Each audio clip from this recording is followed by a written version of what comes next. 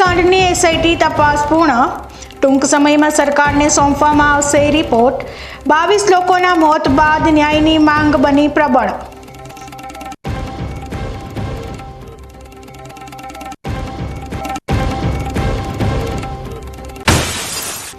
ડીસા હોસ્પિટલની દયનીય સ્થિતિ. કરોડોના ખર્ચે બનેલી હોસ્પિટલમાં દર્દીઓને નથી પંખા પણ નસીબ. ગરમીથી ત્રાહિમામ દર્દીઓ પોતાના ઘરેથી પંખા લાવવા બન્યા મજબૂર.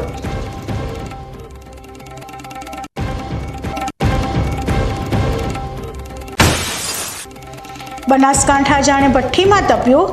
આકાશી અગ્નિની પ્રચંડ ગરમીથી ત્રસ્ત માનવ જીવન ઠંડા પીણા અને વૃક્ષોની શીતળ છાયામાં રાહત શોધતું મળ્યું જોવા.